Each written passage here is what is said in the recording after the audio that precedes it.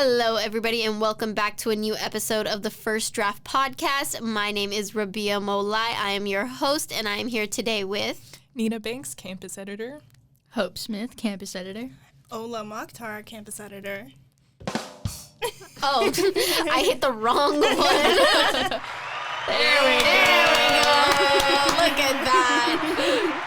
We finally have our sound effects, ladies and gentlemen. It may have taken the whole semester, but that is okay. We got there. It's about the journey. It is about the journey, Hope. Now, we are back. Today is our first day back from Thanksgiving break. How was your guys' break? Very yummy. Very yummy. You guys have a good Thanksgiving? Yeah, it was fun. I slept the entire time. That's good. It was so good. I loved it. I was just watching Netflix shows. It was beautiful. Bro, same. I spent most of my Thanksgiving break just like watching TV. And you know what is the best part about breaks, in my opinion? You get extra time to rewatch your favorite stuff. Mm-hmm. I'm like a person who loves rewatching movies. And I rewatched my favorite movie, well, one of my favorite movies over the weekend, and it was Pride and Prejudice.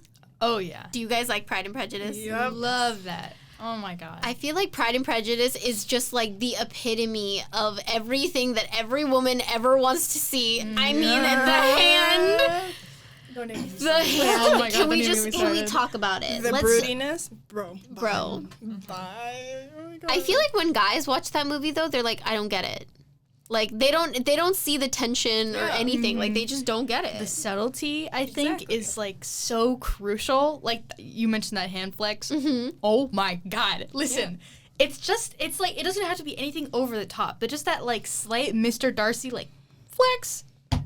Bro, It's not even, like, actually sexual, Exactly. but it definitely It is. doesn't even need to be. let me It's just, tell like, you, Fitzwilliam Darcy is the epitome of the female gaze. Jane Austen did us all a service. Jane Austen. When did you write just- that? Like, Oh, my like God. a while ago. It's been a while. But I feel like a lot of guys don't get it. Like I feel like when guys think of like, oh, what do girls want to watch? They're probably thinking of something like Magic Mike or whatever. But I think that's more tailored to the male gaze than it is to the female gaze. Right. Like, when you think about it, when you look at, like, posts of, like, bodybuilders, in the comments, you see men be like, oh, my gosh, yo, bro, you're doing so well, bro. Yeah. Personally, I like lean, muscular. Like, it's subtle, but it's there. I think a lot of guys, like, I've had guys come up and, like, talk about bodybuilding. Like, it's, like, this super impressive and, like, attractive thing to women. And, like, yeah, it's cool to have, like, hobbies, but I don't know. I just feel like our generation is, like, it's not that, like, it's cool to have a hobby, but I feel like a lot of the guys assume that it's, like, attractive to women just to be able, and it's, like, And it's okay to cool. bodybuild. Like, Yeah. it's cool if you Yeah. want to, like, hype up your friends and, like, go, like, yeah, do but it. we're not that interested. But do not replace all of your hopes through bodybuilding onto, like, getting a chick. Yeah, like, or, that like- is not Yeah, like like, a surefire I don't way. think I've ever seen a picture of like a bodybuilder and been like, wow, like that's just, oh my God, I can't Yeah, handle like- myself. it comes down to taste, too. But Yeah, awesome. Yeah. Like, I don't know about you guys, but I've also never just like, I mean, let me preface this. Yes, I do find people attractive. Like you can just look at somebody and be like, yes, I think you're really, really attractive. But I've never like developed a crush or anything on somebody solely off of their looks. Yeah, Right. genuinely, like, not. really? Which, yeah. I'm the complete opposite, bro. Like, it's just a crush. Like, I don't actually like them. Yeah. But Like, I'm that's like- well, yeah, like that. A crush is just being like, yeah, like I think you're attractive, but I mean like having feelings for somebody. Like I know guys who have had like solid feelings for a girl, but they don't know like anything about her. yeah.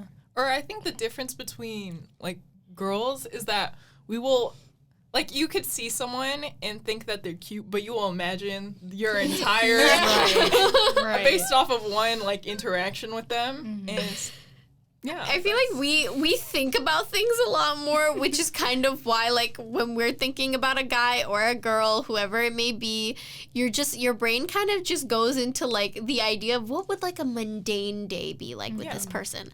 Like, if I woke up in the morning and you just happened to be there and we needed to do laundry and blah, blah, blah, blah, blah, blah, like, how would life go? Yeah. Whereas I feel like guys are more so just like, damn, I think you're hot. All right, let's move on. Yeah. Yeah, I don't know, because I'm it's bad. Like, I'm a helpless romantic.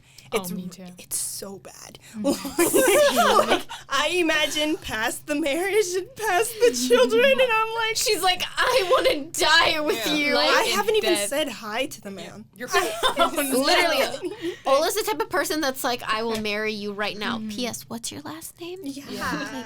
Like, I missed that part. photoshopping your babies together. Oh God. That like face mixing Oh thing. God. Your That kid thing looks is like. so. You've used it, haven't you? You've done it. No, but I have done the love compatibility. Oh, I love So putting in like the two last names is the compatibility. Yeah. Oh my God. The like anger I would feel when I would look at it and it would be like 30%. I'd be like, No, that's when you like put in like your middle names and like stretch the name out. Right. You're Bro. like, yeah, this is. The way that, like, I don't know, the way that my brain just over romanticizes the dumbest things. It's like the smallest things that I feel like to girls are just like, oh my God. yeah. Oh my God. Like, eye contact. Mm-hmm. Eye contact, or just like the vibe you get off of a Yeah. person. Over 1 second, they're in love with you. I don't care. There don't is care. eye contact for over 1 second. No, because like think about it. Like, you're looking at someone. If it's a glance, it'll last like 0.5 seconds. More than that, like, why are you looking? But a glance back. Why If are they you like looking? glance Oh, and the they look glance, back and then you're you like, and then you look away, and then you look back, and then Yeah. you're just like, there is like a weird level Hi. of steering though, where it's like yeah, then it's awkward. like it's like if they're like staring really hard and it's like okay. I know that we don't film our podcast, but the face that Hope just made me really wish that we did film our podcast. You gotta see it. You gotta see You it. gotta see Bro, it. that was good. No, but that's why I love like books, for especially books. I feel like books are made more for women than like romance books, especially. Right. Like, there are just certain things that you just, first of all, they only sound good in books and they only appear good in books. Like, what is knitting your eyebrows? It's this. It's You're like pulling your when eyebrows they, close together. Yeah, so when they like Yeah. come But close like together. knitting is. You know, okay, you know what is one thing in books, though, that can actually happen in real life? That, like, it's a very specific situation, but if it happened, like, you would melt on the floor and die. His eyes soften. Oh, His eyes get out. soften. Wow. That is something that, like, yeah, that's a thing that can happen. Right. But if it does happen, it's like, where do I go from here? Yeah. it's like you're stuck. Who was You're I before stuck. this? Yeah. Who do I, like, I'm not going to be anything else after this, but, like, And I think there's like a miscommunication maybe. Like when we bring up that like the eye softening thing and then maybe someone mixes it up for like, have you guys heard about like the look that a guy will give you? Oh, before? yes. And it's like that's not the That's same not thing. what we're The talking about. idea The is look- there. the look is different. Eyes softening is more of like a, we're in the middle of an argument and you're seeing that I'm getting really butthurt and you're just like, okay. Yeah. That's eye softening. The look is like, Like, I see you. Not like I see you. Like I see in their face. I love how all of us just went, Yeah. Like, I remember, like, if you think about it, all of the books that, I don't know about y'all, but all of the books that I read that are romance books, they're all written by women. And They're I'm all over here written by- like, Yeah. I have heard excerpts from romance books written by men. Let me make this incredibly clear. If you are a man writing a romantic novel, consult a woman. Yeah. please. Like, okay, the difference is like a lot of the tropes in female romance, like at first sight it sounds so crazy. Mafia? What? Why would you want that? Mafia. But it's the way that the man desires the woman. That's like he's more obsessed. He's like, And, like, obsessed with her. Right. on the topic of like mafia books and things like that, I've heard so many guys who are like, this is insane. Like, I can't believe girls are into this shit. Like, blah, blah, blah, blah, blah. Listen to me. There's a difference between safely exploring a topic or an interest within a book and like wanting to do it in real life. Yeah. Right. Like just because you're reading about something or you enjoy the idea of something and you decide to explore it through a book doesn't mean that that's what you want in real life. Yeah. Like Right. books are different. And I think You know? just behind all of these crazy stories, like, yeah, the likelihood of getting, like, a mafia boss boyfriend is a little slim, but... I mean, the likelihood of behind getting all- kidnapped, a little slim. In North Texas, we don't have a mafia. Right, it's just behind if we all of do- this. You want right. Jeff Bezos to kidnap you? No! Oh God, No. God, no. It's just, it's the fact that there's devotion. Yeah. You know, and, like, there's genuine feelings, and it's like you said, wanting this person. Yeah. And, you know, More than that, I think a lot of it is just that, like, for some girls, like, you grow up hearing about, like, those passionate love stories, like, where people are just so in love that nothing else matters, no one else matters. And that, unfortunately, is not something that a lot of people get in real life.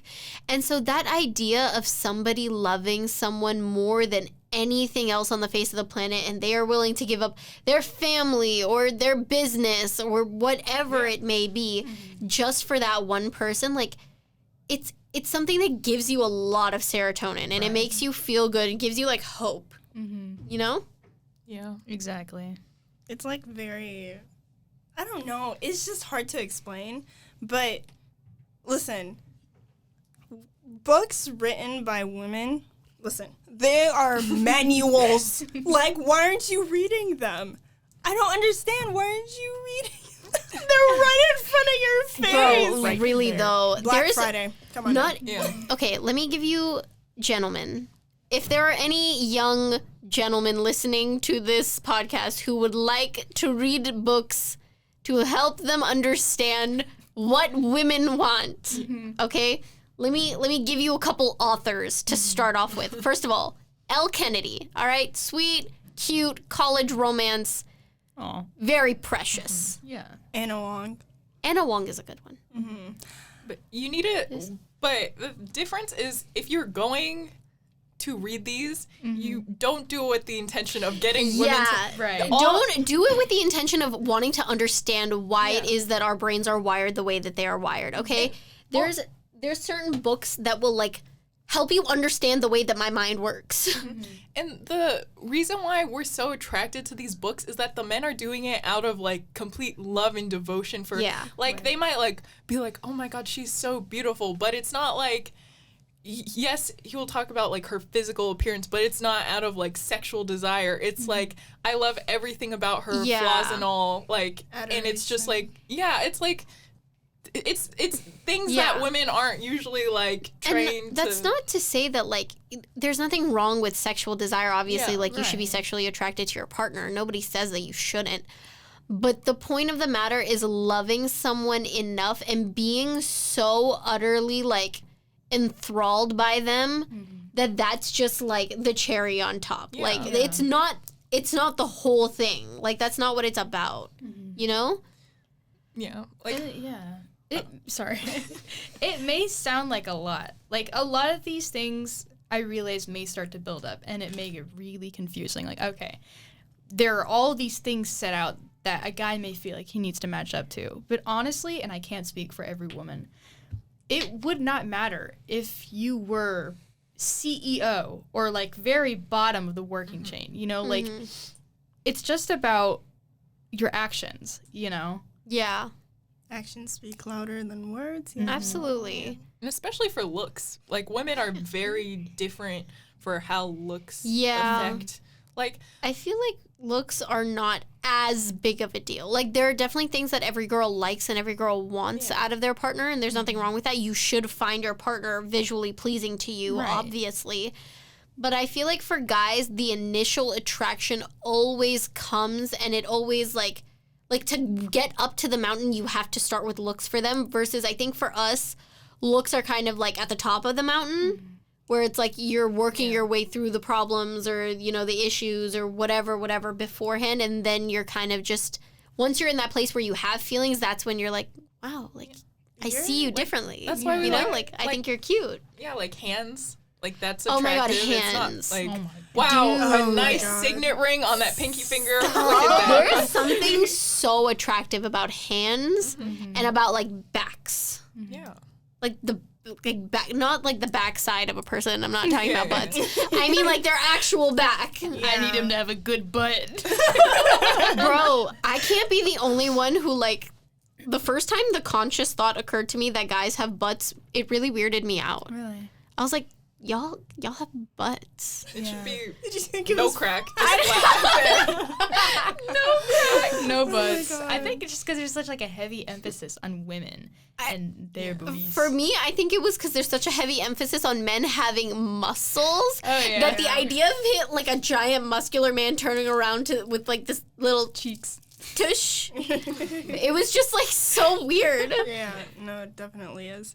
There was, like, bro, I didn't like this person, like, at all. Like, they just, like, he, like, bullied me a lot, which is confusing. Oh my God. But, years later, he was like, yeah, whatever. We went back and forth. It was funny. But he just, like, he was, like, smart. And I'm like, wait. And that'll Banter? get you.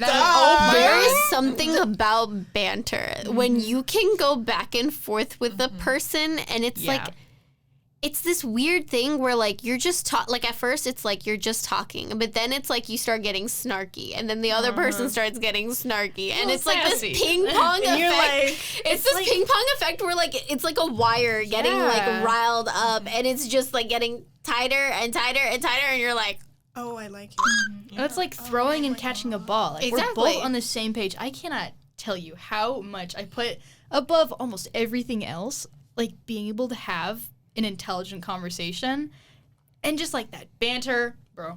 Bro, banter is the best form of conversation, because if I can go back and forth with you and we can both be like sassy to each other, and it's like, okay, yeah, I know you're not getting butthurt, you know I'm not getting butthurt.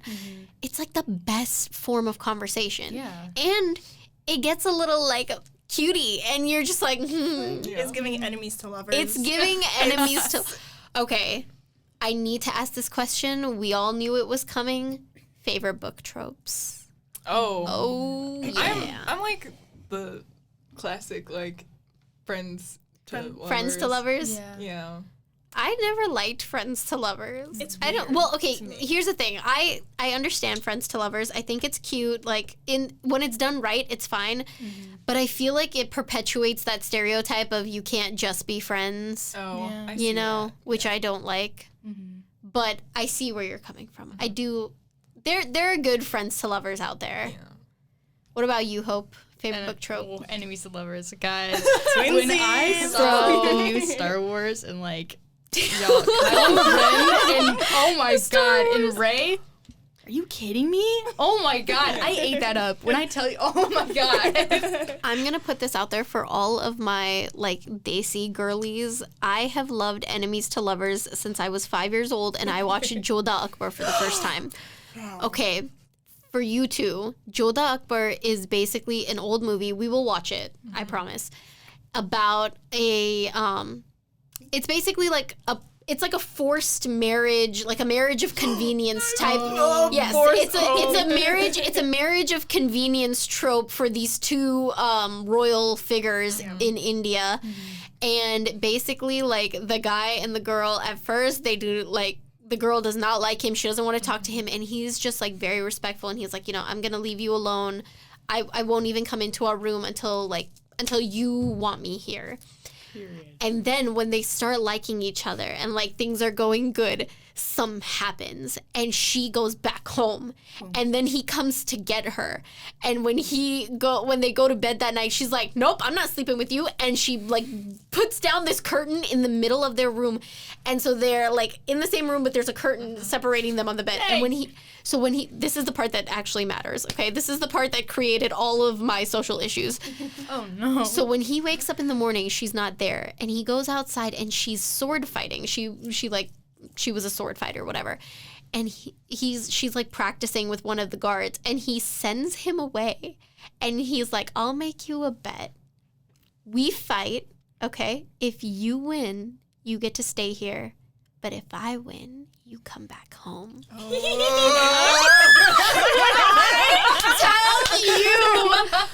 I tell you this man was the reason for all of my problems, like in the middle of this sword fight, he's just like, damn, you're gorgeous. And she's getting more and more pissed off by the minute because she's like, I'm trying to be mad at you.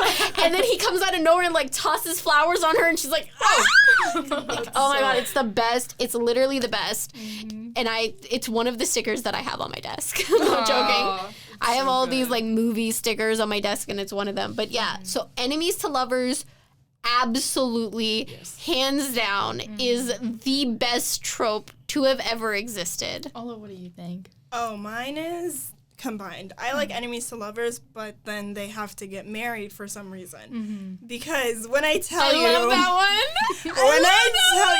No, because I read this book, I forgot its name, but basically he's a football player, and she's like his secretary. The Wall of Winnipeg and Me.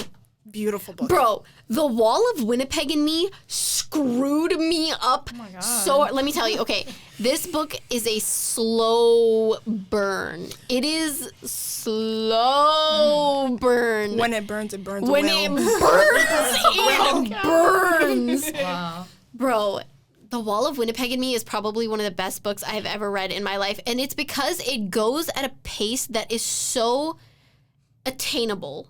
It was one of those books that was happening in a way that you could actually physically see the progression of a relationship happening. Even in like real life, it would go this way. Right. And it was so heartbreakingly beautiful. It was amazing. I love this book so much. Too good. I love those, like, just heartbreaking, like, just... Me Before You. Oh my okay, God. I'm about to have a really controversial opinion here. Oh. I do not think that they were in love. Really? In Me Before You. I don't think that they were in love. Okay. I think that they did really like each other. Absolutely. They had feelings for each other. Like Louisa was the first girl that was the first person that Will had let in after his accident. So I think that she represented a lot for him, but I don't think they were in love. Okay. Never read it. Like, I know the clips. Okay, I know what you're Is talking it about. the book where, like... No, that's Goodbye Sam or This something. guy Never gets mind. hit Yeah, by a motorcycle. yeah, and he is- has like a motorcycle. He's like this really, really active, like rich, beautiful, I have everything that I need in life type guy. And he's also not an asshole. And one day he just gets into a motorcycle accident and he becomes a quadriplegic, right? He's paralyzed. Yeah, he's paralyzed basically from the neck down.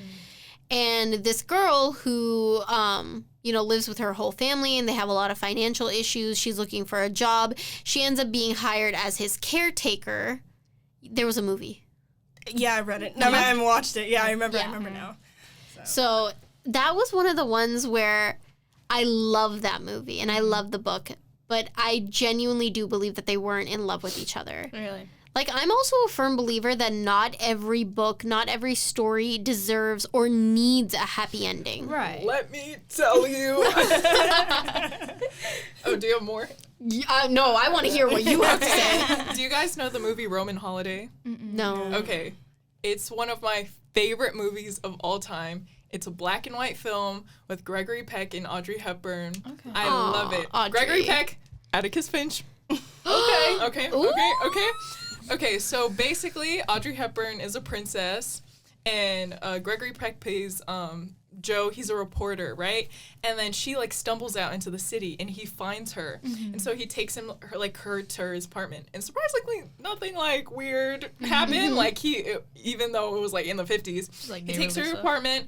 He gives her pajamas and is like, okay, I'm gonna go. And then he goes like to his his work, and he's like, oh my God, I have the princess and she's missing. And so he's like, I'm gonna write a story about this. Oh. And so they go out and they spend the day together and they fall in love basically throughout the day. And then at the end of the day, she realizes she has a duty to her kingdom and they have to go back. And so they hug and then she goes back.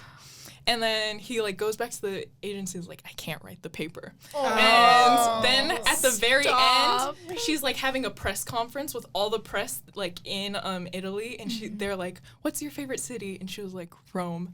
And so then she goes down the line and like shakes everyone's hand, and he's there, and they can't say anything to each other. So she's just like, thank you for meeting me, or like, you know, whatever. No. And then at the end of the movie, she goes back and he walks away and it ends. They don't state it, but it's like my favorite That movie. is so beautiful. Everyone that I've shown it to, my best friend and my boyfriend, and they both hated the ending. Oh, They're like, listen. how could you have ended? And I'm like, that's No, what's beautiful about that's it. what's 'cause beautiful about it's it. realistic. They couldn't be together, but they have so much love for each other. Yeah. Of course, he wouldn't go back and like, you know, like I just. Bro. And it's Gregory Peck, like. Not only that, but like I feel like people forget that oftentimes the most beautiful love stories are the ones that end up like half baked, basically, and there's a reason for it. You know, when you have like that spark with somebody and it's burning so fast and so hot, and then it just finishes. Like that just is what it is. And I hate it when people force endings. Mm-hmm. Like, for example, I love Colleen Hoover. I think she's a very good writer. But there's this one book, I don't know if you guys have read it. It's November 9th. No. I haven't. Okay. So I won't spoil the book for you, but the entire book was so well written. It was so beautifully done, and I was obsessed with it. Basically, the concept is that a guy and a girl meet in a diner on November 9th, and this guy thinks that she's so beautiful, and he asks her to go out with him, and she's like, no, I don't want to date anybody until I'm 25. I think at the time they were like 19, something like that. Okay. And so he's like, okay, how about this? Like, we'll meet once a year. Every year on November 9th, we'll come and meet here until we're 25. And then when we're 25, we still like each other, we'll go out. And so it's the story of these years and what they go through and how they meet and all of these different things are happening. But the ending was so rushed, and it was literally like mishmashed and like slapped together in like 10 pages. And it took the book from like a 9 out of 10 to a 3 out of 10 for me. Oh, no. Like, it destroyed it. I hate when that happens because I'm an avid fanfic reader. If one thing happens in the book, miscommunication, I'm Cheating. Pregnancy, cheating. I don't do I'm out. cheating. I'm out. Or if You there's said a pregnancy. typo. If there's a typo. The typo. I'm out. I'm out. Or Peace if the out. grammar sucks. Oh my God. References to modern things like TikTok, I will know. No. Dude. If I see a character say slay, closing it and be gone. Bro. Oh, also controversial. I hate love triangles. I Me don't too. enjoy I don't them. like them either.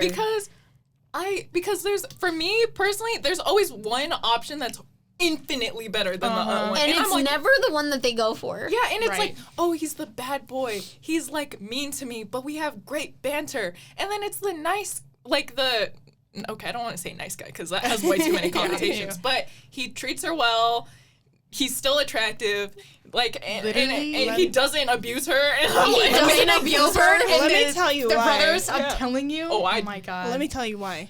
It's because sometimes it's boring. Like, I'm so sorry. It's boring. Oh my God.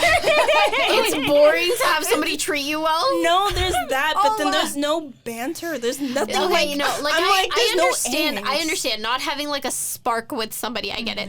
But here's the thing that I hate about love triangles. What I hate about love triangles is that the one like mutual person, they're constantly leading both people on. That's what I don't like. I don't like it when people are messing with other people's feelings. Like that makes me very like, Yeah. I don't like that. like, I was reading this one episode story. Oh my gosh. I've been there. yeah. I'm still there. Yeah, so we're good. They're actually really good. Girl, Yeah. I haven't done episode, but Wattpad? Oh, a girl So is good. still Don't on go there. Wattpad. No. Archive of our own. I don't know how to work Archive of Our Own. You just gotta type it in. You need to teach me how to Okay. use Archive of Our Own. Yeah, I will. After this. This episode story, right? I think it's called The Royal Baby. I read it, like, in middle school. She gets pregnant with one of the brothers, and then she's still talking to the other one. And I'm like, you're pregnant. Case closed. We're done. That child is his niece or nephew, okay? Like, let's not. And also, I don't know, like, the summer I turned pretty and stuff if it's two brothers... I don't know. Yeah. I liked the summer I turned pretty, but I really liked it. I don't how would you? Okay, they're brothers. Here's the thing. I'm gonna play devil's advocate here for a minute. Okay, I loved the summer I turned pretty. I really, really liked it, and the reason why I liked it was because it wasn't really that she had feelings for both of the brothers. It was she honestly only had feelings for Conrad, but when Conrad like blew her off for the first time, she was just like, okay, like I'm not gonna wait for you anymore. Right. And then she found out that her best friend was into her, and like, I mean, I can see why she did what she did. She messed with Cam, okay? Cam Cameron deserved better. Cam Cameron?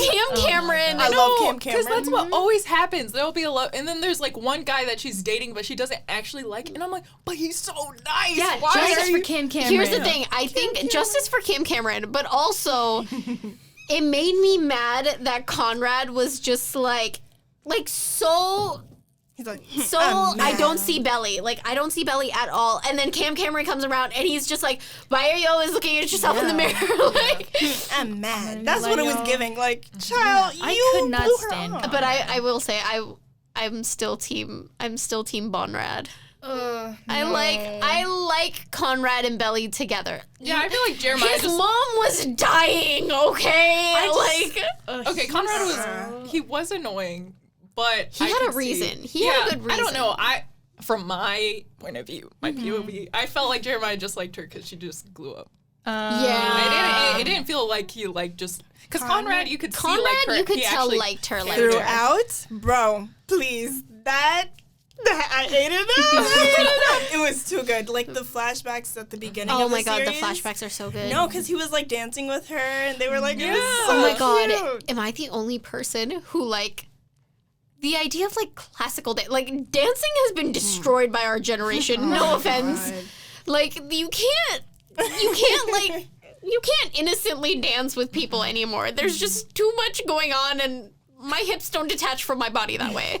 But like you see like old movies and stuff or like in like the Vampire Diaries when they like have their like dances and I'm just like dying in the corner because I'm like, this is what I want. I need Belly and Conrad type dancing. I need Belly and I want a Viennese waltz, okay? Just freaking let me be happy. I would kill for that. Yeah. Really quickly, have y'all watched Vampire Diaries? Abso-friggin-lutely. Until like the 4th season. Okay. After that, I watched Vampire Diaries and the originals. Ooh, don't get me started. I did not make it. Okay, listen. I did not make it all the way through Legacies. It was just. It's too much now. Yeah. But I will die on this hill. Klaus and Caroline should have gotten together. Oh my! And listen, I loved Cammy. Don't get me wrong. I loved Cammy. Cool. Cammy was great. Cammy was a great person. But when you saw Caroline and Klaus, when you see Caroline and Klaus, they were just meant to be. The woods. They're just meant the to woods be. hope. The woods. The woods. We will not get into the woods. Okay. Speaking of love triangles, there was that whole Salvatore brother and then oh my Elena god, that was thing. annoying. So annoying. Were y'all Damon or Stefan? Okay. Neither. They were both toxic as at hell. At what point in time? Okay. Okay, here's the thing. Starting like right off the bat, obviously I was a Stefan girly. Oh yeah, I hated Damon. Everybody was a Stefan girly. Who's like everyone? the first like 2 episodes. Damon forever. I don't care. Oh. At first I was Damon, but then I was like, both of them are At very... first I was afraid.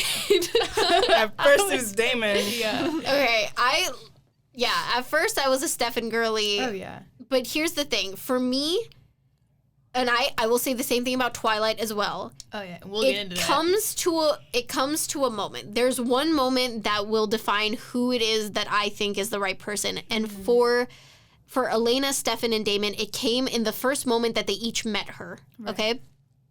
Damon met her. assumed she was Catherine, but in one conversation made the decision that, he didn't want to ruin this girl's life. Right. He knew exactly what was going to happen if he got involved in her life, and he made the decision that he wasn't going to do that to her, and he walked away. Mm-hmm. Stefan didn't care about Elena. Stefan didn't care about the life that Elena was living or what was going to happen to her or anything. He was just too selfish and too curious and wanted to see if she was going to be like Catherine. He joined high school. That's weird. As a century-old vampire. Yeah. Obsessed. Him and Edward. Him Obsessed. and Edward. I don't care what the listen. Okay, Edward's no. a We're different- on Team Edward. Oh, God. Listen. Let me explain to you why I'm Team Edward, okay? Me too, it's fine.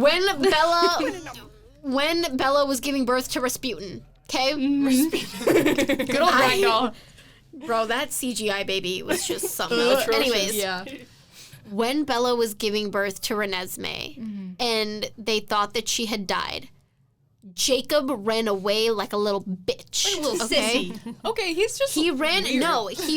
away and then he imprinted on her daughter. That's not even the point, but let's just talk about it. Anyways, he ran away and he gave up on her. Edward did not give up on Bella for a split second. Stayed by her side. He was mad, but he was still he was there. mad, but he was still there. Edward was the clear winner. Okay? Period. Jacob forced her. Oh my God. Guys, The whole kiss thing. extreme hate for Jacob. I don't like that. He was chill as a friend, and then he went too far, and that was just New Moon He just especially. could not Ugh. take no for an answer. Exactly. Like, that's like... And I think that's and the fact that he thing. was 16. That was a child? He was 16 when she was 18, and it was just a little... Which I know we say this as her other boyfriend was like 100, but... I mean... That's the thing, though. I think it ties back into the male and female gaze because a Yeah. lot of dudes liked Jacob, Yeah. and a majority of women liked Edward, and it's just. I don't know what to There's make of it. there's something about that soft-spoken, brooding type of personality. The I hate everyone in the world but my girlfriend thing. Beautiful. Yeah, like, as you should. As you should, exactly. Beautiful. Like there's Right. nothing more incredible than a man that's like, I don't want to talk to anyone besides my girlfriend. And of course, that's probably an exaggeration. Like, I Yeah. would I mean, want yeah, my obviously. boyfriend. Yeah, I Like, would they want have- my boyfriend to It's- socialize. It's they have friends or whatever. Like Yeah. it's the people with like a small, super tight knit group of friends, right. and like they're just not interested in anything or anyone else but you. Yeah. And like that is perfection in the face that Ola is making. Ola, It's so what are your beautiful. thoughts? When I tell you, here's the thing. I'm the type of person to like imagine scenarios to go to bed. Oh, do you guys have like a bedtime scenarios folder in your brain? get Because so I tired of do. these I do it like will I as a have kid. stories. Like one is like, There's storylines. oh, I'm in college and we don't bump into each other. You are in college. Yeah, I know. That's the whole point. It's supposed to be relatable to the point where I'm like, okay, I can imagine this. IRL. But like, literally, we're like, we're enemies in like academia. Academia. Academic rivals. Yeah. And then there comes Yes. the time where like I desperately need help with this particular subject, and we start studying it together, and I realize he's not actually bad, and we start bantering, and then I start liking him, and then happily ever after, because I don't do sad endings. It's like this sounds like that one episode of iCarly where she's like, and then I came downstairs and he was like playing music too loud, and then I noticed that he was really cute and his lips were right there, so I just Bro, my bedtime scenarios, like, I don't even know. It's always like the same sort of idea. Here's the thing. I love, like, my favorite trope on the face of the planet is like an enemies to lovers, but we're both badass. Like, No. like I could kill you, you could kill me, we are lethal There we together. go. That is just the cherry on top of the cake, and that's probably because my formative years were spent reading Vampire Academy. Rose and Dimitri are elite. I don't care what anyone says. I don't They care it are, was illegal. I truly. don't care that he was her whatever mentor. I don't give a shit. I will protect Dimitri at all costs. I digress. So mine always kind of revolve around some form of like a I don't know how to describe it, like a bantery, like fun, we're kicking people's butts together type situation. But I could kick your butt. I could, Yes, slow burn. or like those like slow burn, or like the idea of just like training with somebody, like having like a partner who like having somebody who challenges you, you know, like you want to be better because you want to beat them, and they want to be better because they want to beat you, but you're also in love, so you want the other person to win. It's like this whole thing, and my pulse is going up. Dynamic. I'm telling you, the dynamic, it makes everything. It really does depend on the girl, because obviously a lot of people have like different tropes, but I love how we still call them tropes. But honestly, if that happened to me in real life, I know I say I don't want to get married, but like I don't genuinely, but you know what? I'll make an exception. I don't, but I do. Yeah. Never. But Never? if you could change my mind. However. Yeah. Because my boyfriend and I, we always joke about it, but we like had a friends to enemies to friends to lovers, like in the span of high school, and it was long. It was weird. I don't know if I'd recommend it. The way we did it, but yeah. I don't know why all of this just reminds me of. Have you guys read the Made Men series? I'm trying to. I'm really trying. There is this one line in The Maddest Obsession, and it's Nico Russo, and he just goes, if I had asked my wife to marry me, then she would have said no, so guess what? I didn't fucking ask her. And I don't know why, something about that, because like their whole story, their whole story is like another one of those arranged marriage kind of enemies to lovers type situation, and it is just beautiful. Like, It's too good. It's what is too good. I really wish we filmed this. We're all having like such Here's the thing, like when we're talking about this stuff, I noticed that like you do that thing where like you're clenching your hands back and forth, and you're like squeezing your face, and you're just like, I like can't take it. Like it's not even like, I feel like for us, like it's not even like when you're reading a book, it's like it's not like the sexual scenes that will make you be like, oh my god. It's like the smallest, sweetest little heat. I will read fluff one-shots just so I can it's the fluff. It's not even it's the cute domestic stuff. Exactly. Oh my God, the domestic It's stuff. she's cooking or he's cooking, and they have to like pass by each other. Right. And he like lets her get by, and there's like a brushing of hands. And that's why I love it so much, because I feel like we're in a renaissance of like, I don't know, women actually talking about what the female gaze. And I like remember in high school like feeling like I didn't even put into words until like earlier this year, but I felt like I had to tailor myself to the male gaze. Like I would talk about gross stuff and like hang out with guys and like try to like figure out video games just so like I could like appeal. Were you a pick-me? No, I wasn't a pick-me, but like I sat with like a group of guys at lunch, and so I would try to like appeal to their hobbies. Yeah. I wasn't like, no, I don't like girls. I had a lot of girlfriends, but like I would try to be attractive to them, to like, but then I realized like I did that for a lot, and then you know junior year was weird for everyone, and I figured that out. But like I don't know, I feel like, because like you know like you look at like I don't know like Megan Fox and what like the male gaze did to her and everything, and we're being able to like deconstruct that now and like see how harmful. But then men also misinterpret.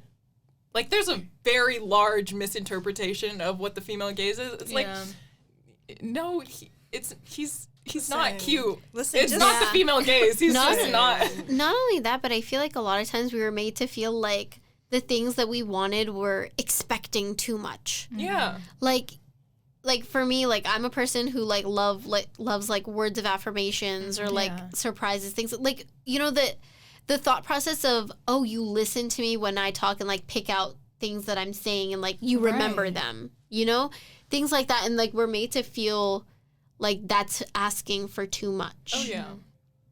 Like that's so sad to me. Yeah. And I think love languages should have more of a focus, you know, because knowing how to talk to your partner in that language is really beneficial, you know? Mm-hmm. And like you said, like words of affirmation, like, yeah, it would be nice if someone listened, you know? And like just had these conversations. And I think that's also why so much of like these tropes involve like these enemies to lovers or all of these things that involve these people who are talking and are listening and are building a relationship, you know? That's like, I think that's why enemies to lovers appeals to people a lot, because it's a small progression, or well, no, it's like a very long progression of I don't know you at all and I have these preconceived notions about you to, okay, like we've spent time together and we're learning about each other and these are all the things that I've known about you, and I've known to love the person that you really are, even when you're not the person that you want to be. Mm-hmm. For me, mine is definitely physical touch, because I don't, like, Same. yeah, because I don't do, like, I didn't grow up in a household where we said, oh, I love you. Oh, I care about you. Like, we didn't do that. So mine would be physical touch, and it wouldn't have to be like anything sexual. It would just be like squeezing my hand. Yeah. Or like rubbing my back or something like that. Yeah. Don't say I love you, because I will cringe. Bro, physical affection is so important. Like, I mean, it depends on the person, obviously, but, like, for people like me and for people like you, like, oh, my God, physical affection is so important. And like you said, it's, like, the smallest things ever. Like, I remember when I was, like, a little kid, like, if ever I was, like, nervous or scared or sad or whatever, like, and if I was near my brothers, then I would, like, hold their pinky. Yeah. Like, that, even, like, that small thing of just, like, holding on to, like, the pinky of, like, somebody you love, like, that brings you peace. No, it's just like the small things. I feel like for us, it really is the small, everyday, little things. Whereas I feel like for guys, on the other hand, like they're a lot more logical than most, or than most women, I guess I would say. Like the way that they think about things, or like even their love languages, a lot of times tend to be acts of service or things like that. So for them, it's like the big things, you know? But for us, it's like those little, tiny, mundane, everyday things. Yeah, no, totally. Because, like, and, like, I always say, like, I don't want to get married. But in reality, like, I really do. Yeah. But it's just sometimes the male gaze kind of messes it up for me. Yeah. And I'm like, you know what? Never mind. Because, like, I really want somebody to be XYZ, but they're ABC. And I'm like, do I really want to risk that? Yeah. Do I really want to do that? It's also kind of sad because, like, where we grew up in the U.S., things, like, every little thing is so over-sexualized that it makes it hard to view things from the female gaze, where it's supposed to be more fluff and tension and, you know, romance on, like, a different level. Yeah, like, someone was talking about it, like, what do you mean, like, the female gaze isn't mainstream? You have the Avengers movie. The Avengers movie is male gaze. I was going to say, Avengers is the male gaze. You think cars exploding and, like, yeah, Captain America, like, his suit is well-tailored, but that's a man's fantasy to be Captain America. That is, a woman is not like, oh, wow, like, look at him pick up Mjolnir. Wow, I want to. Wow, that's America's ass. Honestly, the Hulk. Honestly, the Hulk. I'm not gonna. Don't look at me like that. No. I understand, because remember, the Hulk is kind of like a nerd. There are TikTok edits of like Venom. I get it. Me too. It makes sense. Like it's not like Captain America. Yeah. I mean, you know, like of course, like he's like an attractive man, but like it's not like figures like these stereotypically attractive men. Like someone was talking about like Superman, like Henry Cavill as Superman is not attractive, but him as Geralt of Rivia in The Witcher is attractive. Period. Oh my God! Raising my hand to the sky, praising the Lord. Geralt of Rivia. Oh my God! He's dark and brooding. He likes children. Not like he's like he protects children. Oh my God! When the guy who is dark and brooding has like a soft spot for little kids. Exactly. Oh my God. Oh my God. It's like the most attractive thing on the face of the planet. Yeah. It's like, wow.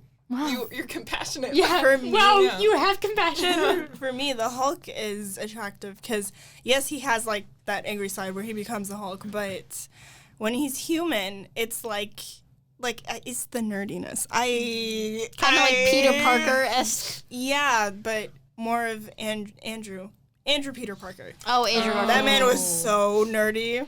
I don't know why, but I like nerds. Yeah. he was gentle Calling too. all nerds. Yeah, like if you're a nerd, Comment down below. yeah, comment down below. Because it's like he was humble, but he was also smart. Right. Like he wasn't shy about it, but he wasn't like, oh, I'm better than you. So See, I'm the type of person who I feel like, depending on the person, depending on the mood, I can kind of be a smart ass. So I like the idea of somebody matching my smart assery. Right. yeah, You know, like, again, banter. Like, Right. going back and forth, being like, yes, I know you're smart, but you know I'm smart. And, like, it's just that battle of wits. Right. That is so friggin' attractive. too good again. It's too good. Too good. Oh, thank you for bringing up Geralt of Rivia. Oh, no problem. Yeah, but Bro. I don't like. Oh, it's giving. You know, Addison and what's his name? Addison, Derek, and Meredith. I did not like that. Oh my god. I did not like that. I didn't even watch Grey's Anatomy, but just like I watching didn't the watch clips it. online, I'm like tired. I don't know how people have made it through so many seasons of this show. He was tired of Addison. Ooh. Like that's just the truth, and I don't care if you're. Didn't Addison cheat on him? Yes, but No. he also With cheated on McSteamy? her He cheated with on her? Meredith. Oh, I thought they were separated at that point. They were, but they were still married. They were separated. I- That's my thing. Anyways, I don't know. That Grey's Anatomy was just a whole shit show. I swear. I watched all 18 seasons though. So 18. my conclusion is that Meredith is very self-serving, and so is Christina. But I do want to be Christina because she's smart as hell. Like they're both like really smart women, but they can get cocky, and it's sometimes really like off-putting. Oh, I don't know. Oh, go ahead. oh, no, you go. You go. Okay, this is kind of off topic, but something that really bothers me about a lot of shows coming are you have these female leads that are very intelligent, like beautiful, Oh my God, like I know women exactly of color, what you're gonna say. and they give them the love interest of this mediocre white my man, God. and it's like she can do So annoying. and it's like again like, and then like with the thing like men of color, women of color are held to such a high standard just to like they have to be like supermodels just to be considered to be the love interest. And I'm like, why can't we just see or if you do see like a relationship of a person of color, it's always with a white person. Yeah. And like it's like I mean that's great, like, you know, I can't say anything, but like I'm like Said by the girl dating a white boy. yeah, but I just like why does a relationship have to be acceptable if only Yeah. she's dating a white person? Or it's like, especially, dear God Almighty,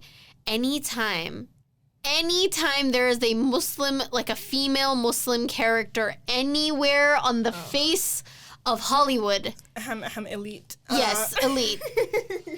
Why is it that she's always taking off her hijab for a mediocre white boy? He's not even cute. He's not even cute. That's the thing. Like he's not even Man, cute. oh my freeing her. God, it was Like, come like on. freeing me from what? Okay, my head gets cold. I don't know about y'all.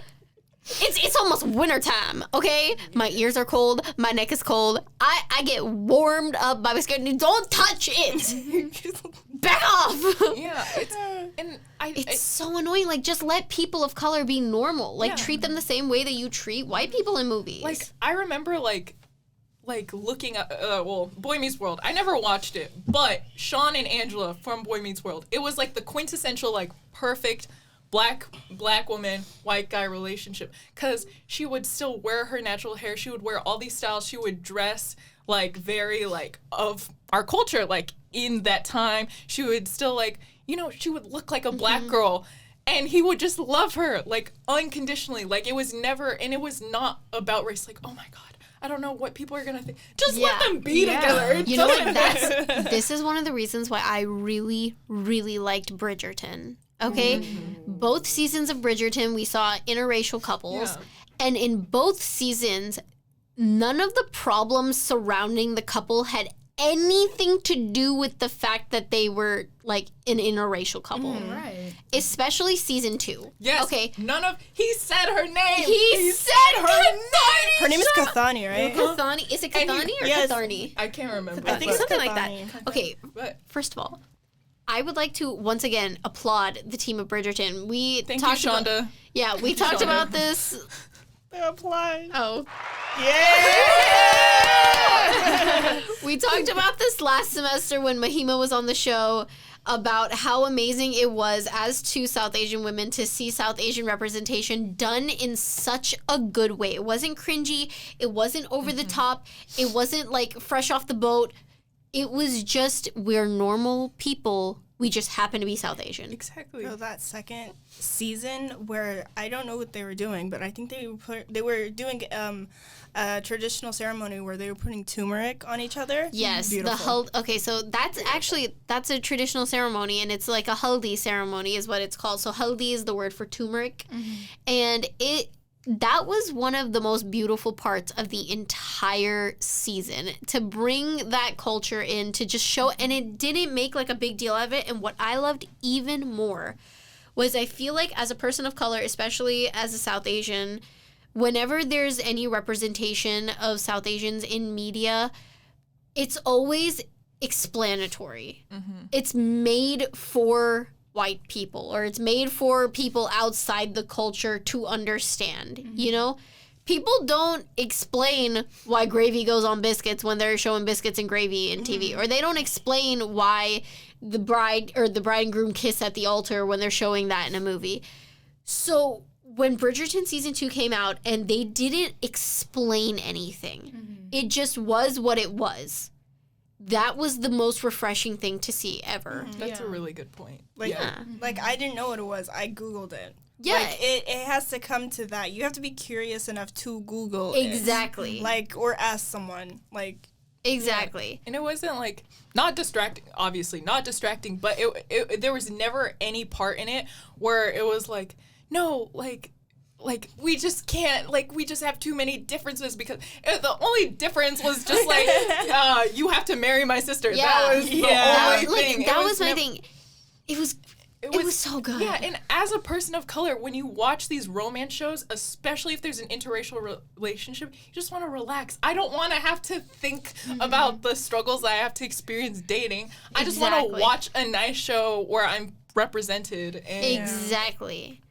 Like, it was so beautifully done. It was. And not only that, like, they made it really feel normalized. Like, for once in my life, it was like, and also the music selection. I want to point that out. Not only was their music selection top tier, but they chose songs that were relevant and even, like, nostalgic for, like, my generation who would be watching the show. It was so, again, Bridgerton.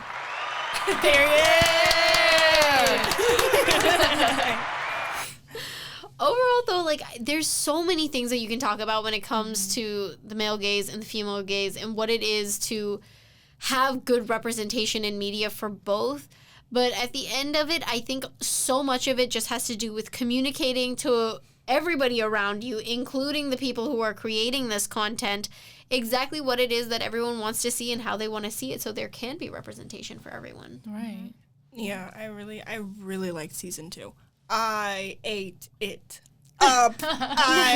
Even though I was mad about the Kate and Anthony and her sister thing, it was still, like, culturally speaking, it was really good. It was so good. And let's not forget about the iconic, you're the bane of my existence. Oh my god. You are the bane of my existence and the object of all my desires. Forget I burn for you. No, okay? no, that one. That one, which, by the way, apparently I burn for you is actually Anthony's line in the books. So he just ate both times. He ate both times. And it's even crazy because I hated Anthony first season. Bro, he was so annoying. You know what makes it so insane? Like, this is how I know this man is such an amazing actor. He is gay in real life. Their chemistry is It's better than straight people. I know. How do the gays do straight better than the straights? They know how to do it. They just know how to do it. They just know how to do it. But there's just, I don't know. Like, I cannot even, like, the way he looked at her and, like, the just.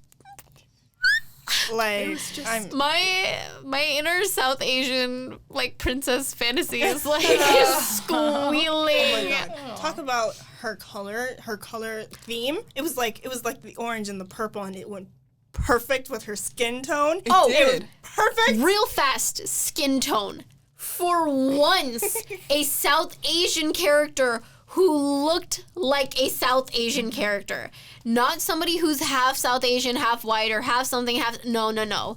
This girl was Indian, and you could tell she was Indian. And both of these Indian characters were darker skinned, and they were perfect. There we go. Like, the casting was so amazing. It was phenomenal. Everything was so intentional. Again, it was so intentional, the whole thing. I can't wait for Penelope and Colin though. I'm sorry. No, like, I just wanna cannot. see. No, I want to see if I'm she sorry. like. Colin, at this point, is just an idiot. He is. I just want to see if Penelope like I'm takes so him back. tired. I'm so tired of Like, Penelope. Like, I'm so over her. Are you mad at her because she was writing them? Are you? Not exactly. Like, I get why Homegirl was doing it. Penelope gives me the same vibe as, like, what's her name? Damn. What's it? Oh, Lexi from Euphoria. Like, when she did the whole play. Like, it gives me the same vibe. I get why she did it. I understand where she was coming from, but... The execution was... Not just the execution, but I just think at this point her motivations are just stupid. Like, and she's pining after Colin as if, like, she hasn't already been rejected. Right. It's not. He's not worth it. Honestly. Yeah, I just... Again, like, as soon as, like, the male character's, like, toxic or just, like... I don't know, just does... It's just, like, I don't want you to be with him. There is a toxic that can be attractive, but there is a toxic that is just why. Yeah, and also, like, you watched him fiend for another girl. For like, how long? Like, I don't want to witness that. Not Exactly. only I that, want to witness that. Yeah. Like, please. not only that, he made it very clear that he thinks of you the same way that he thinks of his little sister. Oh. So, I mean, let's just move on, ladies. It's not easy, but just It's not easy, but move just on. let's just Your get self-respect over is worth a it. little more than that. Like, you know? just Yeah. like get up, up. stand up, stand up. Like, it's like, I don't know. how dare she? Like, the only reason I'm excited is I just want her to reject him once and for all. Like, Right. I don't know Yeah. if y'all saw, like, the last episode of season 2, but he was basically like, oh, I would never date her. And she saw, Yeah. or she heard, and she's like, Yeah. you know what? I think she should diss him in her newsletter thing. That's what I think she should do, and then get over it. Boom. I don't know. I just don't think anything is going to beat Anthony and Kate. Excuse me. Also, can we talk about how freaking stupid it is? The man's name is Anthony. Yeah, let's. But I think it's so cute It's that their names cute. are alphabetical. That is so adorable. That is so cute. That is so freaking cute. I don't care what anyone says. That is adorable. Yeah. It's so cute. I love it. The bee sting scene. Oh. The bee sting. I'm like, My favorite part is afterwards when they were talking about it, and he goes, "You placed my hand on your bosom." And she goes, "Just to prove that I was okay because you started freaking out." And he's like, Yeah, boobs. exactly. Bro, oh, whenever he sniffed her. Oh, and Lady Danbury was like, Lady Danbury. I see Oh my you not god, watch bro, it? the Girl, sniff. I've never watched. you. Ma'am? What are you Ma'am. doing today? So whose house are we going to? Oh, we're going to my house for sure. My house is the best place to have movie time. Okay. Oh, I have one thing. Okay. Nothing to do with what we're talking about. Rewind to March or April 2020. My birthday. Oh, really? when the Timothy Chalamet Playdate edit came out. I ate it. That is the perfect example of what guys think the female, because there were all these guys like, this is what we have to compete with, or like them trying to do the dance, and it was like, oh my, this is not that was it. so That's not funny. it. That was so funny. I think that is like quintessential. I could write a thesis about how it polarized society. that Like, set us back. That little. I'm not even gonna say it. It's I'm not like- gonna do it. The little. like this. I was like, Enough, please. I understand that none of you could witness it, and we were just saying this, but if you've seen the video, you know exactly what it is we're with, like, talking the purple about. light and like the music. Ugh. You know what? I've been thinking about this since we were talking about book tropes. Can we back it up real fast? There is one book trope that I will never, ever get over. what? It is when where they're still in like the enemies phase, but they're right on the edge. Oh, I know. And something happens to the female character, and it's Praise the Lord! Oh my God! he just walks up and he just goes, "Who did this to you?" No, and she's over here like, oh. And she's just like, "Oh, somebody's about to I die." love that when either one of them like gets injured or sick. Sick. Okay. Or bandaging scenes. Oh, bandaging scenes. No, it's so good. Bro, have any of you guys ever read a book by L.J. Shen? Okay. You guys need to go read Broken Night, okay? Best friends to lovers, okay? It is like the only friends to lovers that I have ever been obsessed with. It is friends to lovers, childhood friends to lovers. That's hard. Okay? That's hard, though. But it is like, it is the best kind of toxic. The best kind of toxic. And there is, and I'm sick and you're taking care of me. See? Bro. love. And it goes on for 2 chapters. Oh, yeah. Oh, yeah. That's what I'm talking about. Like, the bandaging scenes, like Hope said, top tier. Like my blood pressure's going up. There's this Japanese comic called like Sesame Salt and Pudding. Okay, it has a lot of the tropes that we just listed. Okay, Sesame gets salt drunk. and The main girl, she gets drunk one night, comes home, she's married to this guy. Okay, and it sounds weird. Hear me out. She's 22, he's 42. Okay, Wait a minute. just listen. Okay, so it is like a point, but it's 22, so it's kind of, but it's never like taken advantage of, and they acknowledge it. And so she's like the old, she's like the 20. 20 years. 22, yeah. I knew that. I was making sure. She's Like like counting on my hands. she has like a lot of family, and she's like really like she has like a lot of friends and stuff, and he's like very like alone and stuff like that. And so there's a chapter he gets sick, and he's like kind of mean to her. Stop. He's like, you don't have to take care of me, and she's like cooking him all this food, and she's like, she goes off crying, and then he like grabs the arm and he's like, she's like, I'm sorry, I've just never had anyone like take care of me. And this whole time, Oh my god, those are the best. I know, and the whole time they're married, and that is like the scene that like solidified, like, you know, I like do like you, like, why don't we just stay in the marriage? And they fall in love, and it's really wholesome. There's nothing like and they talk about like the dad is like against the marriage because he's like, you're 42, and he's like, because his wife died, he's like, I don't want to see you leave her early, and he's like, I don't care, I'll do anything for her, I just want to stay. And it's so cute, and I love it. Like that 6 scene, I will go back and reread just that chapter just so I can. I think all this is teaching me is that all 4 of us are the world's biggest hopeless romantics. And all we want is for a knight in shining armor. I don't care what he looks like as long as he is appealing to me and me only, to come in and just and before the feminist police comes for me. Okay, listen. Feminism goes hand in hand with every little part of our lives nowadays. There's nothing wrong with that, but there is nothing anti-feminist about wanting to have a certain type of relationship, okay? Yeah. I can take care of myself.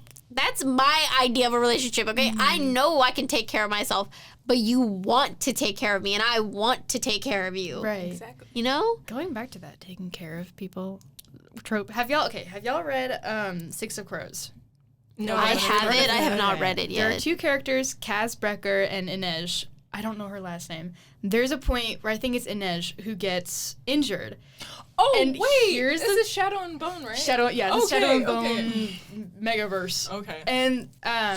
And she's like, oh no, I'm injured. And then Kaz goes, Oh no, I'm injured. let me help you. Now here's the thing with Kaz. He wears gloves. For a certain reason, he just wears gloves, won't touch people. Like his bare skin cannot touch other people.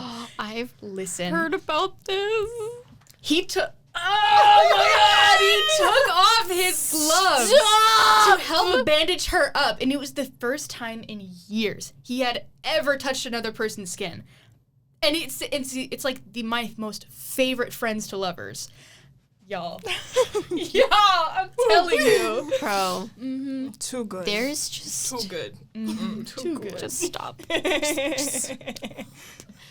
Oh, there is this book. I think it's by Rena Kent. I could be wrong. It's Ruthless Empire. And it's an enemies to lovers, like... I don't know how to explain this. Like, childhood promises, I guess you could say. So these two have known each other their whole lives. And when they're, like, really young, like... This guy has had a lot of trouble. Okay, he was kidnapped, and there's a lot of shit that happened to him. But anyways, they both make this promise to save each and every one of their firsts for each other. Like, first everything, regardless of what it is, like, relationship-wise or not. So as the book progresses and as they get older, it's, like, first everything. From, like, first time, like, I don't know, like, going, like, dancing with somebody to, like, first time kissing or whatever, blah, blah, blah, blah, blah, blah, blah. And it's the most interestingly toxic, but, like, beautiful, but, like, I don't know. And it's just so... I don't know how to explain it. But this book is about a lot more than just, like, their love story. Like, it's... If you're going to read that book, I highly recommend you check the trigger warnings. A lot of it is, like... It's very, very intense because it also has, like, a stalking aspect to it. So it gets really, really intense in some places. Yeah. So... It's less of, like, a romance book and more of, like, a little bit of, like, a thriller with, like, with the romance thrown in there. It's definitely a big part of it, but it's not, like, the whole thing. Okay. So there's just some characters, though, that do the thing well. Like, they make the book better. Yeah. Too good. You know, kudos to these female Authors. authors, because they be writing stuff that I didn't even know could be good. I'm like, I thought we've been through every trope, and You make a new one. Yeah, you just found something else. You know what I don't like? The step siblings. It's weird. Oh, no. It's weird. It's so weird. There's only one time I'm okay with it, and it's Clueless. I was about to say that one movie. That's it. Rabia. Listen, Ruthless Empire was a little bit of step siblings, but it wasn't. It was like step siblings once they were a lot older. Okay. And also, like, the marriage ended up breaking off because of, like, well, I guess I kind of ruined a part of the book, but, like, that's okay. It's okay, but it wasn't gonna work out that way, okay? There was a very specific reason why they ended up becoming step siblings, and it was not because their parents were, like, super in love with each other or anything. Like, it was just, it was not it. Why do we tread so closely to the incest in books now? I'm like, why are we? It's that's uncomfortable. It is. I'm like, brother, what? Yeah. If they grew up together, I don't do that. Yeah, no. If they grew up together, it's different. Like, if you're step siblings who grew up together, then you're siblings. Yeah. You're siblings. I don't care if you have different parents. You're siblings. I don't care. Siblings. No, but yeah, that's weird. Yeah, but, like, if they were, like, their parents married whenever they were both, like, 31, like, I get that. Like, what are you gonna do? I ship that, but it's still gonna be a little weird. I see you at family functions. Oh, Right, like you already know the thing. Okay. You know what trope I think is kind of weird? The, like, I broke up with you, so I'm gonna go date your dad. That's weird. That is a thing? Birthday Girl by Penelope Douglas. I didn't read it. I heard about it. I didn't read it. That's a thing? It's a thing. That is a thing. Date your dad? Date the guy's dad. That is a whole other level of, like, what happened to you? Like, it's like But why would I want to? Is it just like the revenge aspect, or no, a lot of it, like I've seen like a lot of people try to like flip it around and be like, Yeah. oh, she met like a hot older guy at a bar and they slept together and she didn't know that it was her ex-boyfriend's Yeah. dad, but it ended up being her And ex-boyfriend's then I would, dad. and then you would break it off. Why would you want to be your ex-boyfriend's stepmom? Listen, I don't know, Listen, ask sweetie. them. As Penelope Douglas, Yeah. I don't know. Because if like she met him at a bar and she didn't know, I kind of get it, but it's I also don't kinda get weird. it. It's still like As soon as I find out, I'm like, Finding yeah, I'd out, be mortified. yeah. Like, oh my god. or like as What? Pretty Little Liars. Oh, that's Ezra. right. Oh, okay, That's listen. just Yeah. gross. Wait, Ezra? Oh, when she Nice. finds out about him? No, just their whole relationship. Nasty. is- I loved them when I first watched Oh the my show. God. I was like 14. Okay, I was 14. I was stupid, Get away. but I loved them. I think here's She's the a thing. victim. We can A argue. victim. She's a victim. Honestly, that we're all victims at this point. Is what I'm learning. You know what? I know that we could probably go on and on about this for days, but I'm sure you guys at home are probably a little tired of hearing about us. So thank you so much for listening. We hope you enjoyed this week's episode. And if you guys have any book recommendations or any book tropes that you are into, let us know because we are interested. Always. And our TBRs are growing and growing. If you want to hear more about the things that we're interested in, aside from the work that we do at the Collegian and things like that, we are more than happy to do so. And just as like a little last step thing, this is going to be one of our last episodes this semester, which is also going to be my last semester hosting the show. So handing it off to you guys, I'm very, very proud of you. And I'm so excited to hear what you guys do and see and read all of your papers and everything. Yeah. Yeah, I'm so proud of you. blushing. All right. Kicking my feet. All right, I guess that's it for us this week. Thanks so much for listening, and we'll see you guys next time. Bye. Bye.